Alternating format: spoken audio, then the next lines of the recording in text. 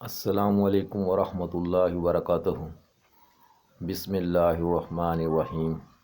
ایاک نعبد و ایاک نستعین۔ جزا اللہ عنا سیدنا محمد صلی اللہ علیہ وسلم ما هو اہلہ۔ جیسا کہ آپ لوگوں نے پچھلی ویڈیو میں دیکھا کہ کن ورکروں کو عارضی طور پر یہ ٹھیکہ دارانہ سسٹم میں رکھا جاتا ہے، ان میں سے چند اور اہم جو ورکر ہیں ان کے بارے میں آج میں تفصیل سے بات کروں گا۔ جتنے بھی پرائیویٹ فیکٹریوں میں امام مسجد جو رکھے گئے ہیں، حافظ قرآن جو رکھے گئے ہیں، ان کی سیلری ایک عام ہیلپر کے برابر رکھی جاتی ہے۔ حالانکہ جو شخص مولوی بنتا ہے 8 سال اس نے درس نظامی پڑھا ہوتا ہے، وہ ایک عالم ہے، اور اس سے جو بڑا ہے وہ مفتی ہے، وہ اس سے یعنی اس کا بڑا عہدہ ہے، اس نے 3 سال مفتی کا کورس کیا ہوتا ہے، تو یعنی کہ 11 سال اس نے اللہ کا دین پڑھا ہوتا ہے۔ سب سے قیمتی ڈگری کسی بھی فیکٹری میں ایک مولوی کی ہوتی ہے، اور اس کے بعد حافظ کی جو حافظ قرآن ہے۔ لیکن ہمارا جو معاشرہ ہے جس میں یہ پرائیویٹ سیکٹر میں جو امام مسجد یا رکھتے ہیں یا اس کا خادم رکھتے ہیں جو حافظ قرآن ہوتا ہے، ان کی سیلری ایک ہیلپر کی سیلری کے برابر رکھی جاتی ہے، یا چند ہزار اس سے کچھ زیادہ ہو جاتی ہے۔ کیوں؟ کیا ان کی ڈگری کوئی ایسی ڈگری ہے؟ ان کی ڈگری تو ہے جو کل قیامت کے دن کام آئے گی۔ ان کی ڈگری ہے جن کے پیچھے ہم نماز پڑھتے ہیں، ہماری نمازیں بخشوائی جائیں گی۔ ان عالموں کی تنخواہ ہم کم کیوں لگاتے ہیں؟ کیوں نہیں ان کی تنخواہ 2-2 لاکھ کے قریب لگاتے؟ کیوں نہیں ان کو گاڑی کی فیسلٹی دیتے؟ کیوں نہیں ان کو اے سی الاؤڈ ہوتا ہے؟ کیوں نہیں ان کو اچھے گھر دیے جاتے؟ کیوں کہ یہ پروڈکشن میں ان کا حصہ نہیں ہوتا؟ جو پروڈکشن دے یعنی اسی کو 5-5 10-10 لاکھ تنخواہ دی جائے گی، اسی کو ہونڈا سٹی گاڑی یا پراڈو گاڑی دی جائے گی۔ یہ علماء کرام کی کوئی قدر نہیں ہے، کل قیامت کے دن ان کی قدر کا پتہ چلے گا۔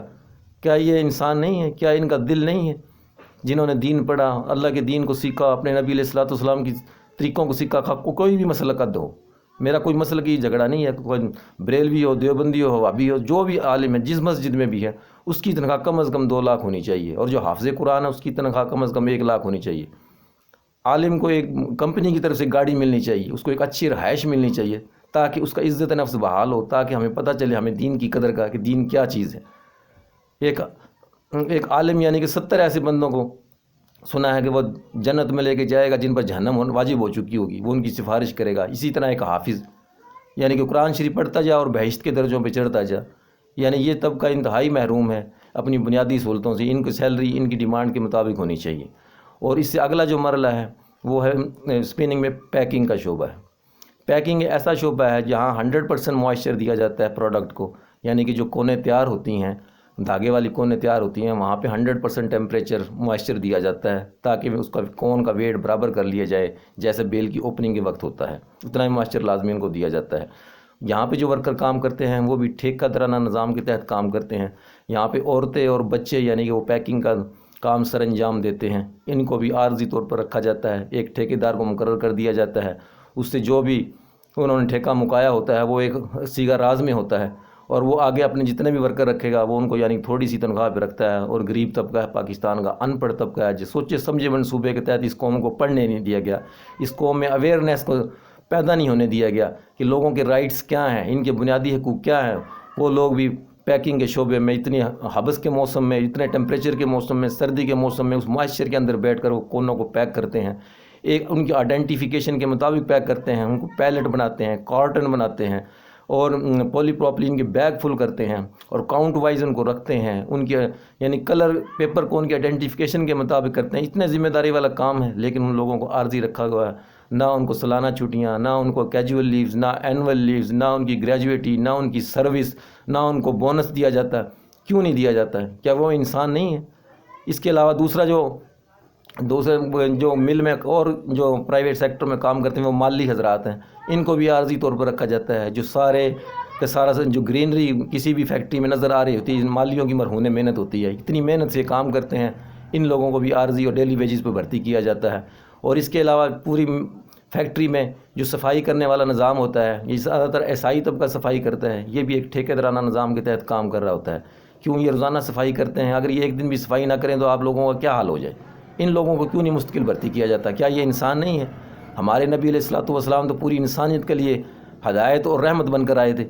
کیا ان لوگوں کو یعنی کہ کوئی جواب دہ نہیں ہے؟ یہ حقوق العباد ہے، حقوق العباد کی زیادہ پوچھ ہوگی بشرطے کہ حقوق اللہ کی، حقوق اللہ رب العزت چاہیں جس کے معاف کر دیں، لیکن یہ حقوق العباد ہے۔ آپ صلی اللہ علیہ وسلم کے فرمان کا مفہوم ہے کہ جب جنگ میں جاتے ہیں وہ جہاد اصغر ہے، اور جب گھر کو واپس آتے ہیں، اپنی سوسائٹی میں رہتے ہیں، اپنے قرب و جوار میں لوگوں سے راستہ پڑتا ہے، یہ جہاد اکبر ہے۔ ہم جہاد اکبر کیا کر رہے ہیں؟ ہم تو ایک دوسرے کا حق مار رہے ہیں، ایک دوسرے کو نیچ سمجھ رہے ہیں، ایک دوسرے کو گھٹیا سمجھ رہے ہیں، اور اپنے آپ کو جو اعلیٰ عہدوں میں بیٹھے ہیں اپنے آپ کو بڑے سپریم سمجھتے ہیں۔ یہ ناانصافی کب ختم ہوگی؟ یہ مرنے کے بعد ختم ہوگی۔ مرنے کے بعد 5 فٹ کی یا 5.5 فٹ کی قبر میں جانا ہے، نہ کوئی محلات ہوں گے، نہ کوئی پراڈو گاڑی ہوگی، نہ کوئی ہونڈا سویک ہوگی۔ اس وقت پھر کیا معاملہ ہوگا یہ اللہ کو پتہ ہے۔ تو میری ارباب اختیار سے گزارش ہے، جو بھی کسی مل کا ہیڈ ہے وہ ان باتوں پہ غور کرے۔ کل قیامت کے دن اس سے پوچھا جائے گا، اور مل آنر سے پوچھا جائے گا تم نے یہ ان لوگوں کے ساتھ یہ زیادتیاں کیوں کی ہیں۔ تو اس لیے یہ آپ لوگوں سے گزارش ہے کہ میرا یہ جو وی لاگ ہوتا ہے اس کو سبسکرائب بھی کریں اور بیل آئیکن کو پریس کریں، تاکہ یہ بات زیادہ سے زیادہ لوگوں کو پہنچے، اور اس کو شیئر کریں تاکہ لوگوں کو اپنے فنڈامنٹل رائٹس کا پتہ چلے، لوگ اپنے حق کی خاطر کھڑے ہو جائیں، اور اپنا حق لینے کے لیے ان کے اندر جرت پیدا ہو جائے۔ کسی کی جرت نہ ہو کہ جو ان کے حق کو مارے۔ تو آپ بھائیوں سے گزارش ہے کہ آپ لوگوں نے جتنا بھی میرا وی لاگ سننا، آپ لوگوں کا بہت بہت شکریہ۔ مزدوروں کی جنگ رو مسرور کے سنگ، لا الہ الا اللہ محمد رسول اللہ۔ السلام علیکم ورحمۃ اللہ وبرکاتہ۔ آپ لوگوں کا سب کا شکریہ۔